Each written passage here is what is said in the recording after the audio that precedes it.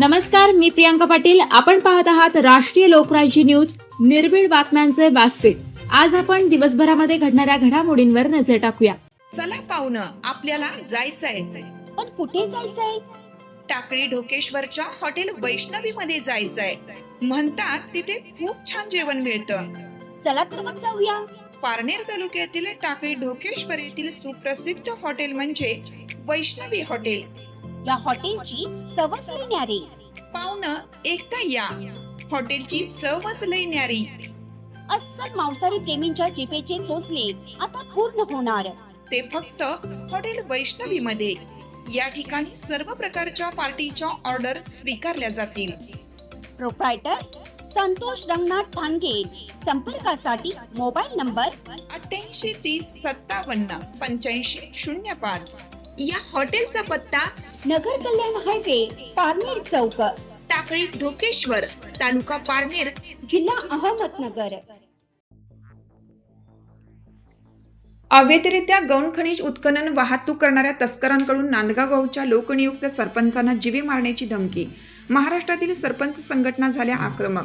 अहिल्यानगर जिल्ह्यातील नांदगाव ग्रामपंचायत हद्दीतील लष्कराच्या हद्दीतून अवैधरित्या गौण खनिज उत्खनन करून गावातून वाहतूक करणाऱ्या गाड्यांमुळे गावातील शेतकऱ्यांचे तसेच रस्त्याच्या कडेला असणारे गावकरी, शाळकरी, मुले, वयोवृद्ध ग्रामस्थांसमोरून सुसाट वेगाने बेधुंदपणे या बिना नंबर प्लेटच्या गाड्या गावातून जात असतात.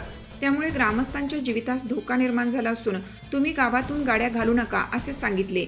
त्या कारणाचा राग आला म्हणून सरपंच सकाराम सरब यांना अनवर शेख, पप्पू वेताळ तसेच तौफिक देशमुख यांनी परत जर आमच्या गाड्या अडवल्यास तर गाडी खालून चिरडून मारू अशी धमकी देऊन तुला काय करायचे ते कर, आम्ही डिपार्टमेंटला हप्ते देतो म्हणून आम्ही गाड्या चालवतो, त्यामुळे तुझा काही संबंध नाही.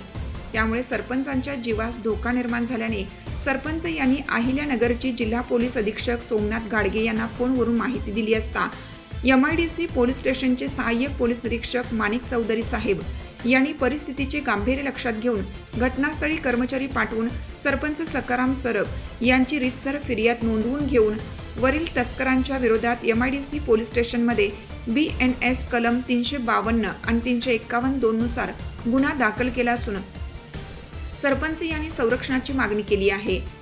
गावातून होणारे बेकायदेशीर गौण खनिज उत्खनन करणारी वाहतूक न थांबल्यास ग्रामस्थांच्या वतीने नांदगाव येथे नगर मनमाड रस्त्यावरती आंदोलन करणार असल्याचे ग्रामस्थांनी सांगितले. या बेकायदेशीर वाहतुकीमुळे बेफान वेगाने जाणाऱ्या डंपरखाली शाळकरी, मुले, वयोवृद्ध ग्रामस्थ चिरडण्याची शक्यता आहे. तसेच गावातील सर्व रस्ते खराब झाले असून रस्त्याच्या कडेला असणारी घर आणि दुकानांमध्ये धुरळा उडतो. त्यामुळे लहान मुलं, वयोवृद्ध ग्रामस्थ यांना श्वसनाचे आजार होण्याचा संभव आहे. म्हणून ही बेकायदेशीर वाहतूक तात्काळ बंद करून सरपंचांना कायदेशीर संरक्षण देण्याच्या मागणीचं निवेदन तसेच बेकायदेशीर गौण खनिज उत्खनन करणारी वाहतूक तात्काळ बंद केली नाही तर रास्ता रोको आंदोलन ग्रामस्थांच्या वतीनं करण्यात येईल असं निवेदन जिल्हाधिकारी व जिल्हा पोलीस अधीक्षक यांना देण्यात येणार आहे. आता पुढील कार्यवाही MIDC पोलीस स्टेशनचे सहाय्यक पोलीस निरीक्षक माणिक चौधरी कशा प्रकारे करतात याकडे सर्वांचं लक्ष लागलं आहे.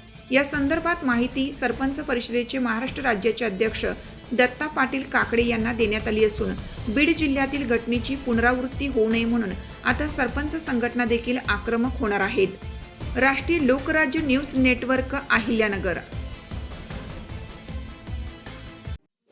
ताज्या बातम्यांसाठी आणि अपडेट्ससाठी राष्ट्रीय लोकराज्य न्यूज चॅनलला सबस्क्राईब करा, तसेच लाईक आणि शेअरही करा.